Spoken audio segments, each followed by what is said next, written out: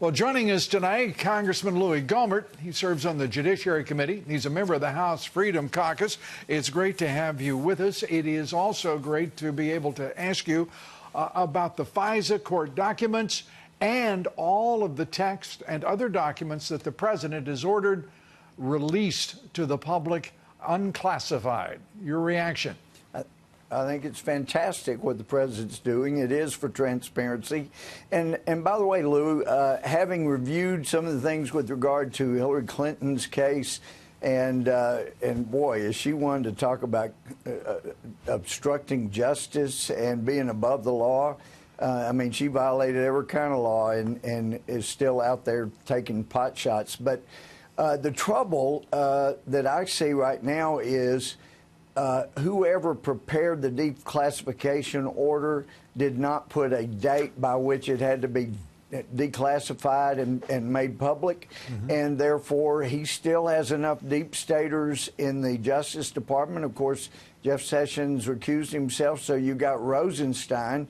Well, every time we have seen something be unredacted, it wasn't about sources and methods. We want to protect those. But every time it has been self-serving to protect the people who have been violating federal regulations, violating protocol of the Justice Department, or violating the law. And so it's kind of calling wolf one too many times to be saying, gee, this is terrible. No, it's transparency, and the American people need to see just how bad the DOJ was weaponized and was utilized. And, you know, you hear people like Brennan and others, my word, the damage that man has done. And then Comey, for heaven's sakes, McCabe, Strzok, all these people, they need to have their day in court where they're on the other side of the courtroom than where they're used to.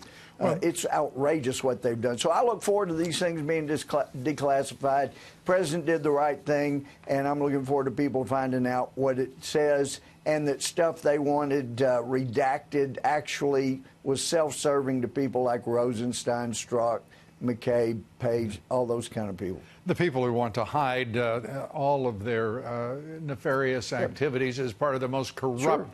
It is not outrageous. Most corrupt. John Mitchell could never have dreamed.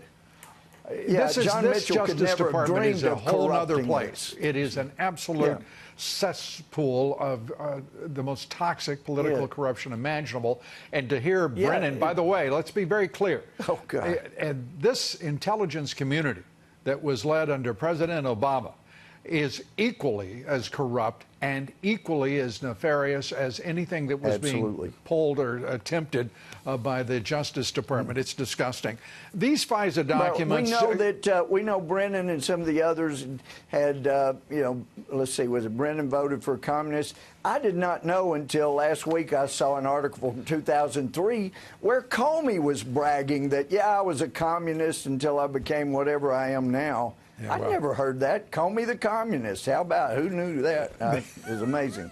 Well, you always bring fresh insight to every one of these issues, Congressman. Comey the communist. Who knew?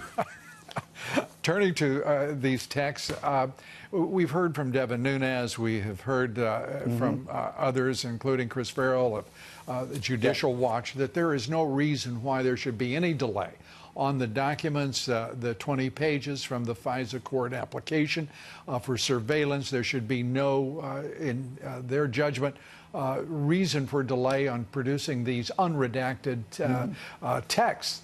But the truth is, we've seen over the past year and a half nothing but stonewalling by the Justice Department, the FBI, the intelligence community is on a whole nother level.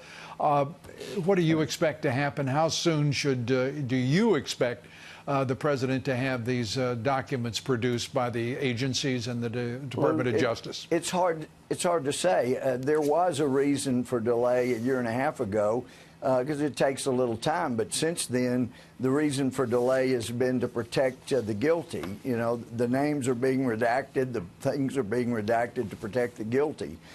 So that's the reason they're being redacted. That's the reason they're being slow to uncover these things. And don't forget ever for a moment who's in charge at Justice over all of this.